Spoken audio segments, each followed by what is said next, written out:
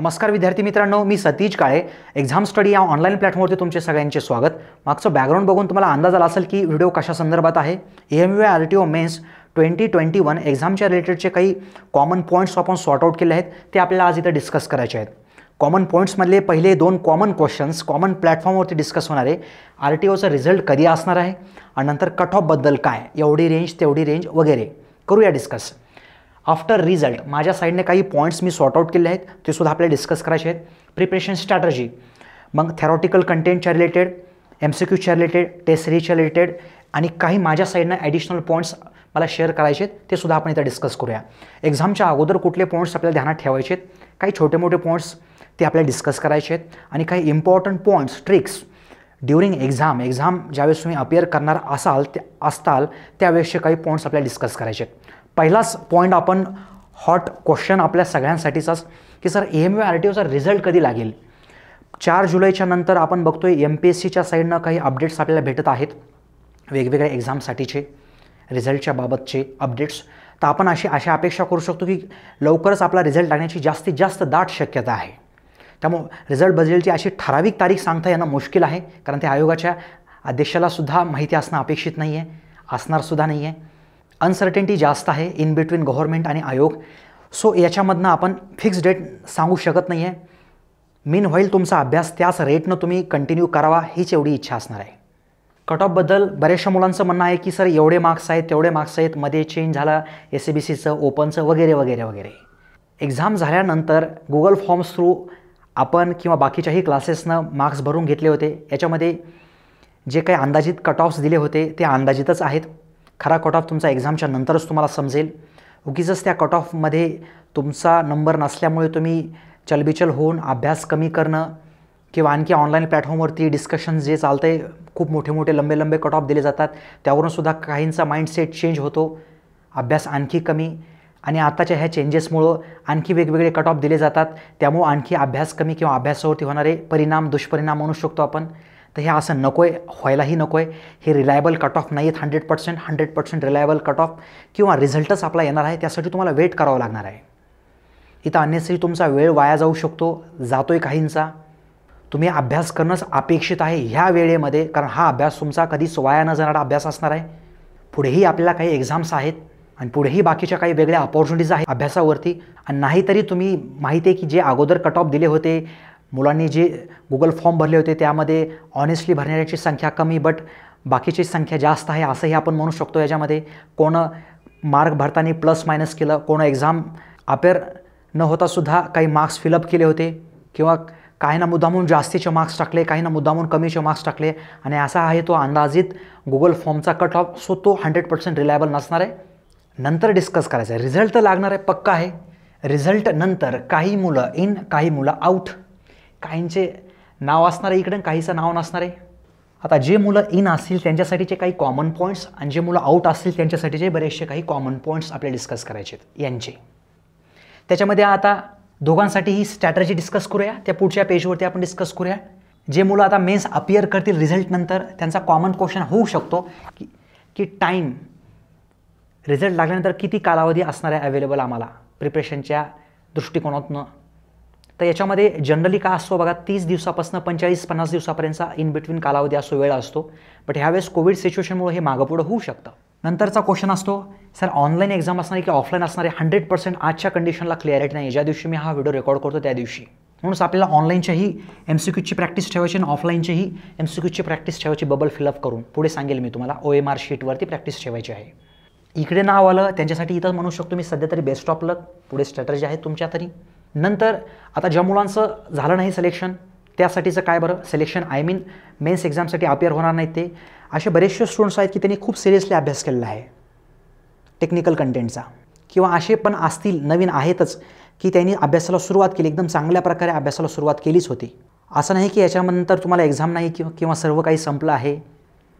आपल्याला खूप सगळ्या अपॉर्च्युनिटीज, त्या फक्त अपॉर्च्युनिटी तुम्हाला ग्रॅब करायच्या आहेत. त्यामध्ये पहिलंच सांगतो की बऱ्याचशा मुलांनी पुणे मेट्रोचा फॉर्म भरलेला आहे. तुम्ही इथं 100% जोर लावू शकता, कारण टेक्निकल कंटेंट ऑलरेडी तुम्ही केलं आहे. तुम्हाला फक्त इथं करायचं आहे CBT 1 आणि CBT 2, ते तुम्ही अवश्य कव्हर कराल कमी दिवसामध्ये सुद्धा. नंतर आहे BMC. काहींचा एज क्रायटेरिया किंवा ह्या स्पेक्ट्समुळं त्यांना ॲप्लाय करता नाही आलं पुणे मेट्रोसाठी, BMC अपकमिंग एक्झाम असणार आहे. ही एक आपल्या मेकॅनिकलसाठी एक गोल्डन अपॉर्च्युनिटी ठरणार आहे. सब इंजिनियरच्या व्हॅकन्सी तिथं कन्फर्म असणार आहेत. त्याच्या व्यतिरिक्तही इतरता असतील, बट ते नोटिफिकेशन नंतरच जास्त क्लिअर होऊन जाईल आपल्याला. त्यासाठी फक्त तुम्हाला काही ॲडिशनल सब्जेक्टची प्रिपरेशन करायची, तेही एका व्हिडिओच्या माध्यमातून मी सांगेल तुम्हाला. सेंट्रल PSUs बघा, आता इन बिटवीन ज्या काही PSUs येऊन गेल्यात, बऱ्याचशा मुलांनी याचे फॉर्मच भरले नाहीत. का? फीस 1200 रुपये होती, फीस जास्त होती वगैरे वगैरे. बट ही एक ब्लंडर मिस्टेक मी तरी सांगेल. ज्यांचा अभ्यास खूप चांगला आहे, ज्यांचा एक्झाममधला रँक चांगला येतोय, ज्यांना कॉन्फिडन्स आला आहे की सिलेबसवरती, त्यानं PSUचे फॉर्म भरणं अपेक्षित आहे. बऱ्याचशा आता अपकमिंगसुद्धा PSUs अशा असेल की ज्या गेटच्या बाहेर निघलेल्या आहेत, त्यांना गेट हे बंधनकारक नसणार आहे. नॉन गेटवरती PSUs रिक्रूट करत आहे स्टुडंट्सला, त्या PSUचे फॉर्म भरणं अपेक्षितच आहे तुमच्या साईडनं. ह्या अपॉर्च्युनिटीज खरंच महत्त्वाच्या असतात. अभ्यासामध्ये थोडंसं चेंजेस करून आपल्याला त्या एक्झाम्स देता येतात. तिथं आपल्याला आउटपुट चांगल्या प्रकारे भेटू शकतं जर प्रॉपर स्ट्रॅटर्जी जर ठेवलीस तर. नंतर स्टेट PSUs संख्या कमी आहे यांची, व्हॅकन्सीसुद्धा कमीच असतात, पण भरणं अपेक्षित आहे. छोट्या मोठ्या व्हॅकन्सीज येणाऱ्या भरणं अपेक्षित आहे आपल्याला आणि पुढेसुद्धा येत राहतील. तोच अभ्यास तुम्हाला इकडं करायचा आहे. थोडेफार चेंजेस करून ह्या एक्झाम्सला अपियर व्हायचं आहे. काहीच नसेल तुमच्यासाठी गेट एक्झाम आहे, नो एज लिमिट. तुम्ही MTechसाठी अपियर होऊ शकता. गेट नंतरच्या अपॉर्च्युनिटी तुम्हाला माहिती आहे, तुम्ही एकतर PG त्यामध्ये MTech आलं किंवा ME आलं, ME नंतर तुम्ही लेक्चरशिपला जाऊ शकता, MTech नंतर तुम्ही इंडस्ट्रीमध्ये जाऊ शकता. IITs, NITs, काही गव्हर्नमेंट कॉलेजेस म्हणा किंवा काही प्रायव्हेट कॉलेजेस म्हणा, यामधनं तुम्हाला स्टायफंड अवेलेबल होऊ शकतो. ज्यांना पुढे स्टडी कंटिन्यू करायचं किंवा जॉब इंडस्ट्रीमध्ये करायचं नाही, त्यांच्यासाठी हे ऑप्शन आहे. त्याच टाईपमध्ये इथं जर चांगला स्कोर असेल, चांगला स्कोर म्हणजे किती पाहिजे, इथे 75च्या पुढे पाहिजे, पर्सेंटाईल नाही, स्कोर म्हणतोय, 75 मार्क्सच्या पुढे पाहिजे. मग त्यांच्यासाठी PSUचे ऑप्शन्स मोठे मोठे आहेत अवेलेबल, महारत्न, नवरत्न, मिनिरत्न त्या टाईपमध्ये. त्याच टाईपमध्ये हे स्टुडंट्स IITsला आणि NITsला सुद्धा एनरोल करू शकतात. त्याच टाईपमध्ये काही फॉरेन युनिव्हर्सिटीज आहेत, जर्मनमधली किंवा आणखी इतरत, त्याच्याविषयी सांगेल मी एक व्हिडिओ बनवणार आहे. तिथेही तुम्हाला अपॉर्च्युनिटीज आहेतच त्या केसमध्ये. हां, ज्यांना वाटतं की नको आहे आपल्याला आता हे बस झालं, हे बस झालं. काही स्टुडंट्स असे होते की त्यांनी इंडस्ट्रीमधनं थोडासा ब्रेक घेऊन ह्या स्टडीला सुरुवात केली होती RTOच्या, किंवा इंडस्ट्रीमध्ये असताना स्टडी सुरू ठेवला होता, किंवा याच्यामध्ये नवीन स्टुडंट्स असतील की ज्यांना आता इथं नको आहे, इंटरेस्ट नको आहे, कुठल्याच एक्झाममध्ये इंटरेस्ट नाही आहे, डायरेक्टली कंपनी जॉईन व्हायचं आहे, त्यांच्यासाठी ऑप्शन खुला आहे इंडस्ट्री. काय नाही, रिझ्यूम अपडेट करायचा, ऑनलाईन प्लॅटफॉर्मवरून रिझ्यूम सबमिट करायचा, ऑफलाईन मोडमधनं तुम्ही जाऊन कंपन्यांना व्हिजिट करायचं. थोडंफार इथं स्ट्रगल काहींना फील होऊ शकतं. डिपार्टमेंट प्रॉपर सिलेक्ट करा, सॅलरी रेंजसाठी तुम्ही कॉम्प्रोमाइज करू शकता, सुरुवात आहे तुमची, आणि तुम्ही इंडस्ट्रीमध्ये सुद्धा जाऊ शकता. ऑप्शन्स आपल्याकडे अवेलेबल आहेत. चला, याच्यानंतर आपण बोलूया. मी 2 टाईपमध्ये स्टुडंट्सला कॅटेगराईज केलं आहे. ज्यांचा कंप्लीट स्टडी झालेला आहे ते विद्यार्थी आणि ज्यांचा इनकम्प्लीट स्टडी आहे. आता इनकम्प्लीट स्टडी कोणासाठी म्हणतोय मी? थेरॉटिकल कंटेंट काही प्रमाणातच झालं आहे, MCQs पूर्णपणे सॉल्व केले नाही आहेत, टेस्ट सिरीज नाही अपेअर केल्या, किंवा त्यामध्ये शॉर्ट नोट्सचं पण कंटेंट मी याच्यामध्ये ॲड केलं आहे. यांचा इनकम्प्लीट स्टडी कशामुळे झाला हा? काहींचा राज्यसेवेमध्ये टाईम गेला, नॉन टेक्निकल एक्झाम्समध्ये टाईम गेला बराचसा, पण त्यांना कॉन्फिडन्स आहे की माझे मेन्समध्ये होण्याची शक्यता आहे, अपिअर होण्यासाठी एलिजिबल होऊ शकतात, म्हणजे रिझल्टमध्ये त्यांचं येऊन जाईल नाव. एकदम सुरुवातीला चांगला जोश होता काहींचा, नंतर इन बिटवीन कमी झाला. कोविड सिच्युएशनमुळे काही प्रॉब्लेम्स आले, फॅमिलीचे रिलेटेडचे कोविड सिच्युएशनचे प्रॉब्लेम्स वगैरे वगैरे. अशा विद्यार्थ्यांचा हा इनकम्प्लीट स्टडी आहे. त्यांच्यासाठी काय स्ट्रॅटेजी असायला पाहिजे?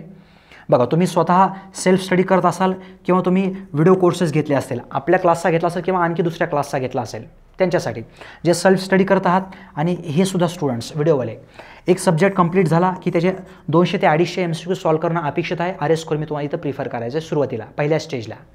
दुसरा विषय झाला, थेरॉटिकल कंटेंट झाले, लिहून काढले तुम्ही सगळ्या नोट्स, तो झाला. नंतर तुम्हाला 200 ते 250 क्वेश्चन्स इथं सॉल्व करायचे आहेत. या टाईपमध्ये सगळे सब्जेक्ट्स कव्हर करायचे आहेत, सेल्फ स्टडी किंवा व्हिडिओ या टाईपमध्ये.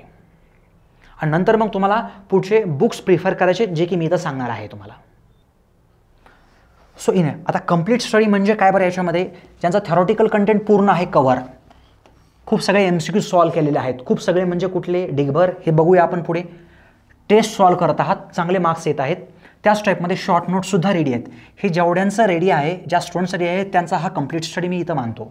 त्यामध्ये पहिलाच याच्यामधला पॉईंट जो आहे आपला, हे थेरॉटिकल कंटेंट. थेरॉटिकल कंटेंट सगळे सब्जेक्ट्स तुम्ही कव्हर केलेत आणि तुमच्याकडे प्रॉपर नोट्स आहेत त्याच्या. थेरॉटिकल कंटेंटच्या प्रॉपर तुमच्या नोट्स आहेत, हँड रिटन नोट्स आहेत, मग त्या व्हिडिओमधनं केलेला असो की काही रेफरन्स बुक्समधनं केलेला असो चालेल, काही अडचण नाही. जर व्हिडिओमधलं काही कंटेंट तुम्हाला कमी वाटत असेल तर तुम्ही रेफरन्स बुक वापरणं अपेक्षित आहे या केसमध्ये. जसं की मॅन्युफॅक्चरिंग टेक्नॉलॉजी असेल, इंडस्ट्रियल इलेक्ट्रॉनिक्स असेल किंवा इंडस्ट्रियल इंजिनिअरिंग असेल, MT आणि IE इंडस्ट्रियल इंजिनिअरिंगमध्ये काहींचे प्रॉब्लेम्स आहेत छोटे मोठे. आपला व्हिडिओ कोर्स जर तुम्ही प्रिफर करत असाल तर तुम्हाला इथं काही अडचण नसणारच आहे. आणि जर तुम्हाला वाटले एक्स्ट्रा व्हिडिओची तर मी 6 टॉपिक्स सॉर्ट आउट केले आहेत. रिझल्ट नंतर लगेच त्याचे व्हिडिओ बनतील, 100% बनतील. MCQs नेमके कुठनं आणि कसे सॉल्व्ह करायचे. आता कुठनं सॉल्व्ह करायचे याच्याविषयी मी बोलतो अगोदर. बघा, एक्सपेक्टेड असा आहे, सुरुवातीला तुम्ही RS खुर्मी केलेला असावं. RS खुर्मी नंतरचा प्रिफरन्स आहे आपला AMV RTOचे प्रिव्हियस इयरचे पेपर्स, हे प्रिव्हियस पेपर्स. त्याच्यानंतर एक्सपेक्टेड आहे तुमचं SSCचे क्वेश्चन्स प्रिव्हियस इयरचे, JEEचे. याच्यानंतर एक्सपेक्टेड आहे आपल्या हे रेफरन्स बुक्समधनं क्वेश्चन्स सॉल्व्ह झालेच पाहिजे तुमचे, रेफरन्स बुक्सच्या मागचे क्वेश्चन्स. याच्यानंतर एक्सपेक्टेड आहे ESE, ISE म्हणा किंवा ESE म्हणा, इंजिनिअरिंग सर्व्हिसेसचे क्वेश्चन सॉल्व्ह करणं अपेक्षितच आहे. याच्यामध्ये सुद्धा थेरॉटिकल कंटेंट पूर्णच कव्हर करणं अपेक्षित आहे. त्याच्यामध्ये सिलेबस आपला RTOचा समोर असायला पाहिजे आणि त्यावरूनच त्याच्या रिलेटेडचे सगळे क्वेश्चन सॉल्व्ह होणं अपेक्षित आहे. मग तुम्ही म्हणता सर याच्यामध्ये काही न्यूमेरिकल क्वेश्चन्स पण आहेत आम्हाला, छोटे छोटे न्यूमेरिकल क्वेश्चन्ससुद्धा तुम्हाला सॉल्व्ह करायचे आहेत. यातले न्यूमेरिकल क्वेश्चन्स विदाऊट कॅल्क्युलेटरचे आहेत, जे की आपल्या एक्झामला ते युजफुल ठरणार आहेत. नंतर तुम्ही जाऊ शकता ह्या RK जैन ह्या बुकसाठी. ओके, RK जैन नंतर आणखी तुम्हाला यूथ पब्लिकेशन्स म्हणजे ऑल स्टेट PSU जे आहेत ते क्वेश्चन्स तुम्हाला सॉल्व्ह करायचे आहेत. ते क्वेश्चन्ससुद्धा चांगल्या प्रतीचे, चांगल्या लेवलचे क्वेश्चन्स आहेत. यावरून सुद्धा तुमचे बरेचसे कॉन्सेप्ट्स क्लिअर होतील. मग याच्या व्यतिरिक्त हे झालं आपलं MCQसाठीचं. याच्या व्यतिरिक्त तुम्हाला जर वाटलं की आणखी आम्हाला क्वेश्चन सॉल्व्ह करायचे सर, नाही वेळ आहे, थेरॉटिकल कंटेंट खूप चांगल्या प्रकारे कव्हर केलं आहे, तर तुम्ही गेटचे प्रिव्हियस पेपर्समधले एक मार्क्सचे क्वेश्चन्स तुम्ही सॉल्व्ह करू शकता. या टाईपमध्ये हे MCQचं कव्हरेज आपल्याला इथनं भेटणार आहे. नंतर बोलायचं आपल्या ह्या टेस्ट सिरीजविषयी. टेस्ट सिरीजमध्ये तुम्ही ऑफलाईन घ्या की ऑनलाईन घ्या. ओके, सध्या ऑनलाईन अवेलेबल आहे, तुम्ही फुल लेंथ देणं अपेक्षितच आहे. तो जो काही तुमचा स्कोर कमी होत असेल, जास्त होत असेल, ते सुद्धा आपण डिस्कस करूया थोडक्यात. याच्यामध्ये काय होऊ लागले बघा, एवढे सगळे क्वेश्चन्स करूनसुद्धा मुलांचे काही स्टुडंट्स काय करतात, रिपीट मोडवरती टेस्ट देत आहेत. टेस्ट नंबर 1 दिली, रिपीट मोडवरती काही दिवसानंतर टेस्ट देतात. तर याच्यामध्ये तुम्हाला तेवढासा फायदा भेटणार नाही. तुम्ही प्रॉपर रिव्हाइज करूनच सब्जेक्ट वाईज आणि सब्जेक्ट वाईज नंतर तुम्ही फुल लेंथ टेस्ट देणं अपेक्षित आहे. जर तुमचा स्कोर जर कमी येत असेल टेस्टमध्ये, फुल लेंथमध्ये, तर तिथं थांबा. पुढच्या टेस्ट देण्यापासून तुम्ही थांबा. तुम्हाला ह्याच्यामध्ये काय करायचं आहे, इथं रिव्हिजन करायची आहे. ह्या थेरॉटिकल कंटेंटशी, थेरॉटिकल तुमच्या नोट्सशी रिव्हिजन करायची प्रॉपरली. आणि हे क्वेश्चन सॉल्व्ह करताना तुम्ही जे काही छोटे मोठे पॉईंट्स काढलेले असतील, काढणं अपेक्षित आहे. कारण सगळ्याच थेरॉटिकल कंटेंटमध्ये सगळेच छोटे मोठे पॉईंट्स येतील असं होणार नाही आहे.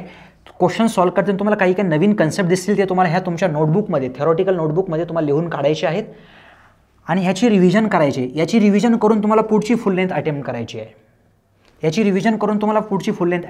आहे. काही काहींनी काय केलं आहे, याच्यामध्ये सब्जेक्ट वाईज टेस्ट अवॉइड केल्या तर डायरेक्टली फुल लेंथला जम्प करू लागलेत. असं करू नका. सब्जेक्ट वाईजसुद्धा द्या आणि फुल लेंथसुद्धा द्या, बट सिक्वेन्सली द्या.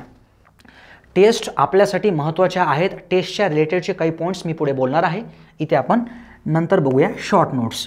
ज्यावेळेस तुमची ह्या थेरॉटिकल कंटेंटला 2दा 3दा 4दा रिव्हिजन होणार आहे, 4दा प्रॉपर रिव्हिजन होणार आहे, त्याचनंतर तुम्ही शॉर्ट नोट्सवरती जम्प करायचे. शॉर्ट नोट्सवरती काय अपेक्षित आहे, एक्झामच्या अगोदर 15 दिवस, 10 दिवस, 5 दिवस शॉर्ट नोट्सच तुम्हाला युजफुल ठरणार आहेत. तुमचे हे थेरॉटिकल नोटबुक्स नाही किंवा हे व्हिडिओज तुम्ही म्हणताल की नाही आम्ही स्पीडवरती कुठला मोड लावून फास्ट व्हिडिओ बघणार नाही. इथं जास्त टाईम जाऊ शकतो, अनेसरी स्ट्रेस बर्डन येऊ शकतं या केसमध्ये. शॉर्ट नोट्समध्ये काय करायचं आपल्याला, जे काही 100 पेजेसची नोटबुक असेल, 200 पेजेसची नोटबुक असेल, एकदम 20 पेज 30 पेजवरती त्याला आणायचं आहे. त्याच्यामध्ये जे तुमचे विसरणारे पॉईंट्स असतील, जनरली फॉर्म्युलेज असतील, काही डायग्राम्स असतील, काही महत्त्वाचे थेरॉटिकल छोटे छोटे पॉईंट्स असतील, ते आपल्याला इथं उतरून काढायचे त्या शॉर्ट नोट्सवरती. माझ्या शॉर्ट नोट्स एका दुसऱ्या विद्यार्थ्याच्या शॉर्ट नोट्स किंवा तिसऱ्या विद्यार्थ्याच्या शॉर्ट नोट्स वेगळ्या असतील. असं असेल की एक दुसरा विद्यार्थी हा काही बाबतीमध्ये थेरॉटिकली खूप स्ट्रॉंग असेल, बट फॉर्म्युल्याच्या बाबतीत तो लवकर विसरत असेल. प्रत्येकाच्या शॉर्ट नोट्स वेगळं असणंही अपेक्षितच आहे. कमीत कमी कंटेंटच्या शॉर्ट नोट्स तुम्ही बनवायच्या आहेत, प्रत्येक सब्जेक्टच्या बनवायच्या आहेत तुम्हाला. ह्या खूप युजफुल ठरणार आहेत. रिपीट याला कुठपर्यंत वापरणार तुम्ही, 3दा 4दा रिव्हिजन नंतर याला वापरणं सोडा तुम्ही. हां, एकदा दोनदा व्हिडिओज बघितलेत का तिसऱ्यांदा चौथ्यांदा ही व्हिडिओ बघणं अपेक्षित नाही आहे. ओके. नंतर आता हे इनकम्प्लीट स्टुडंटसाठी तर सांगितले. तुम्ही आता प्रिपरेशन करू इच्छिता, यस तुम्ही 100% करू शकता. किती अभ्यास करावा लागेल तुम्हाला, यस ऑब्व्हियसली याच्यामध्ये तुम्हाला जर पहिल्या सब्जेक्टपासून जर तुम्ही सुरुवात करत असाल तर तुम्हाला जास्तीचा 10 तास 12 तासाचा अभ्यास करावा लागणार आहे. त्यामुळे तुम्हाला काळजी घ्यायची की थेरी एमसीक्यूज पॅरलल तुम्हाला रन करायचं आहे.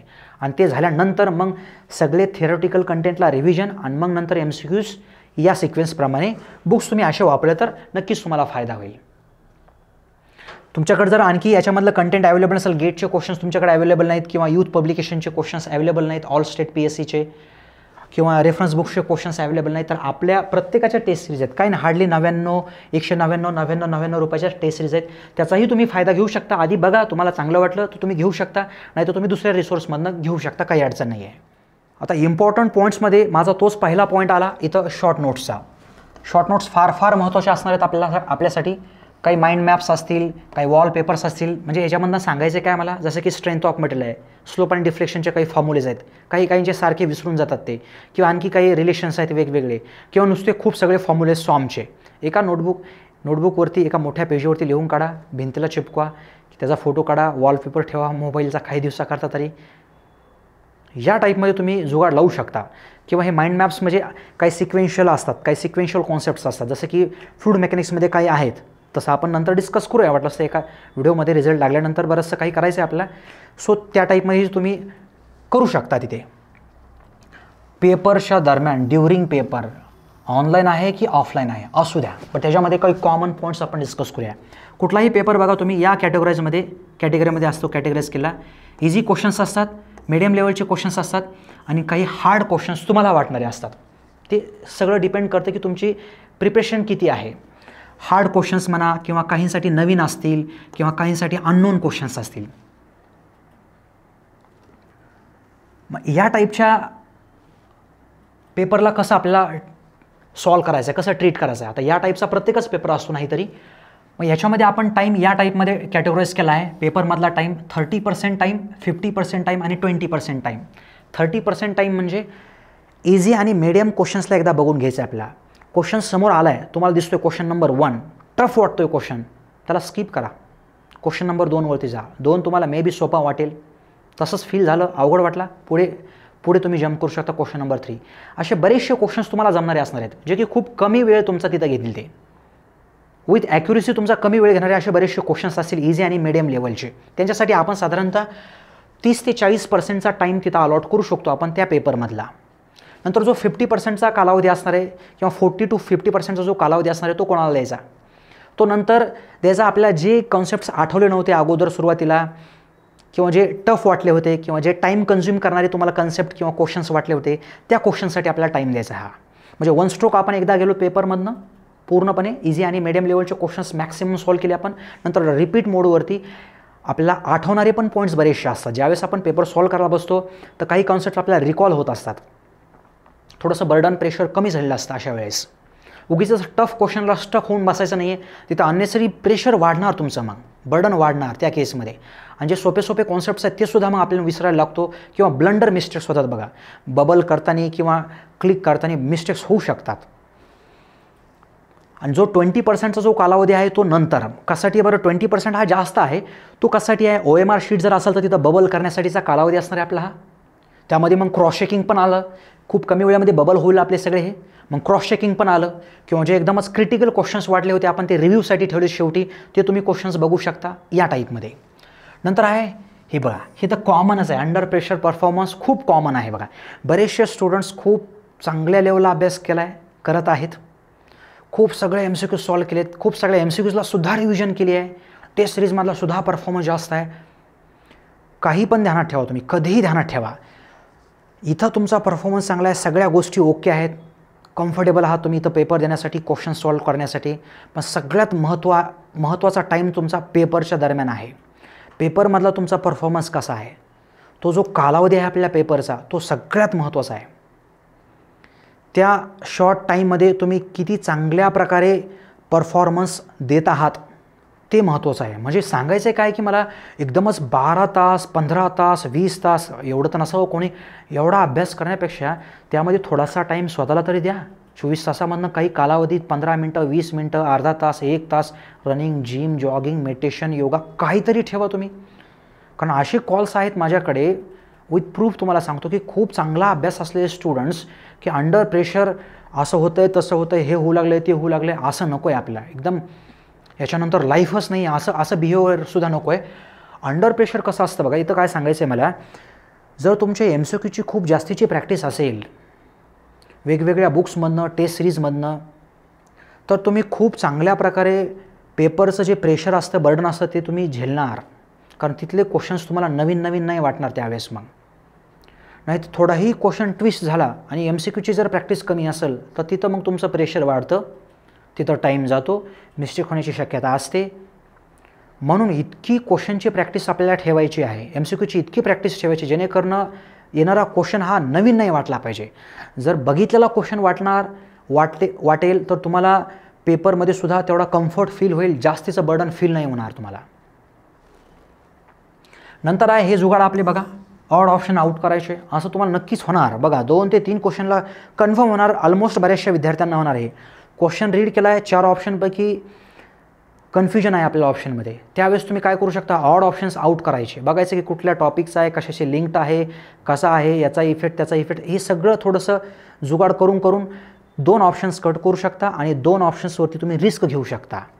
बी आणि सी वरती समजा तुमचा आलं आहे तर बी किंवा सी पैकी तुम्ही रिस्क घेऊ शकता, 50-50% पॉसिबिलिटी. तर इथं आपल्याला एक थोडासा सेफ झोन भेटू शकतो. नंतर बघितलंच तर आपण ज्यावेळेस प्रॅक्टिस जास्त असते बघा, तुम्हाला माहिती आहे की काही रेफरन्स बुक्सच्या क्वेश्चन्सच्या मागे all of the above, all of the above, all of the above खूप सगळ्या ठिकाणी ऑप्शन आहे आणि बऱ्यापैकी आन्सर तेच आहे, तर यावेळेस अशीही तुम्ही रिस्क घेऊ शकता की तुम्हाला वाटतं की ए आणि बीमध्ये A-B-C थोडंसं कन्फ्युजन होऊ लागले, पण हे सगळंच वाचल्यासारखं वाटतं आहे आणि option D all of the above आहे, तर ऑल ऑफ द अबोवला तुम्ही जाऊ शकता, काही अडचण नाही आहे. आता काही रेफरन्स बुक्समध्ये बघा तुम्ही, बऱ्याचशा रेफरन्स बुक्समध्ये ऑल ऑफ द अबोव आहे आणि काहीमध्ये हे नन ऑफ द अबोव असतं बघा, हे none of the above option D असतं. तर नन ऑफ द अबोव हे सुद्धा आन्सर मॅक्सिमम वेळेस नन ऑफ द अबोव असतं. जसं की वरती all of the above maximum वेळेस असतं, तसंच नन ऑफ द अबोव सुद्धा मॅक्सिमम वेळेस असतं. पण बघून घ्या क्वेश्चन अगोदर, जनरल सेन्समध्ये सांगितलं हा पॉईंट बघा. बऱ्याचशा वेळेस तुम्हाला असं फील होईल की ज्यावेळेस तुम्ही क्वेश्चन सॉल्व्ह करतात RS खुर्मीमधलं किंवा RK जैनमधनं किंवा प्रिवियस इयर ESE, तर ए आणि डीपेक्षाही जास्त बी आणि सी ऑप्शन्स तुम्हाला जास्त दिसून येतील. म्हणजे हे जुगाड कधी करायचं, ज्यावेळेस पेपर सेटर हा नवीन क्वेश्चन सेट करत असतो. जनरली आपल्या परीक्षेला तर तसं होत नाही, बट जरी नवीन क्वेश्चन सेट झाला तर जनरली त्याचा आन्सर ए नसतं बघा. जनरली त्याचा आन्सर कसं बी आणि सी यापैकी किंवा डी ही असण्याची शक्यता असते.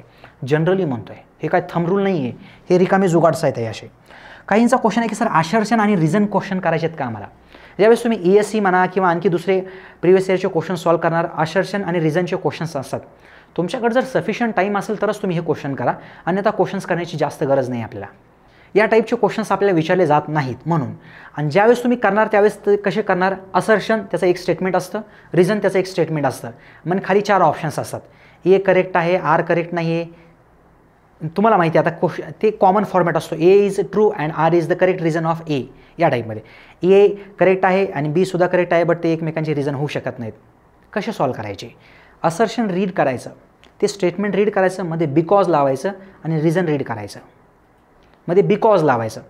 आणि ते तुम्हाला जर सिक्वेन्समध्ये वाटलं, कन्सेप्च्युअली सिक्वेन्समध्ये जर वाटलं तर तुम्ही ऑप्शन ए लावू शकता. तुम्हाला वाटतं की नाही ते जे सिक्वेन्समध्ये येत नाही, ते बिकॉज लावल्यानंतर नाही जमत, ते ए सुद्धा करेक्ट वाटतं तुम्हाला, आर सुद्धा करेक्ट वाटतं, पण त्याचं रिझन हे वाटत नाही, तर ऑप्शन बी तुमचं पक्का आहे. सो या टाईपमध्ये हे क्वेश्चन्स प्रॅक्टिसनंच येणार आहेत तुम्हाला हे. आणि एवढीच रिक्वेस्ट असेल की टाईम आपल्यासाठी महत्त्वाचा आहे, अपकमिंग एक्झाम्स पण आहेत आपल्यासाठीच्या. अन्यसरी सोशल मीडियावरती टाईम घातल्यानं किंवा याला कॉल करून त्याला कॉल करून ओपिनियन पोल्स घेऊन याच्यावरनं मला तरी वाटतं की हे जास्त तुमच्या कामाला येणार नाही आहे. बेटर हा वेळ आहे आपल्याकडे, सगळ्यांसाठीच वेळ आहे, एकदम चांगल्या प्रकारे युटिलाइज करा, नक्कीच याचा फायदा होईल. काही अडचण असेल तर तुम्ही खाली दिलेला नंबर आहे त्यावरती तुम्ही कॉन्टॅक्ट करू शकता. सो धन्यवाद विद्यार्थी मित्रांनो.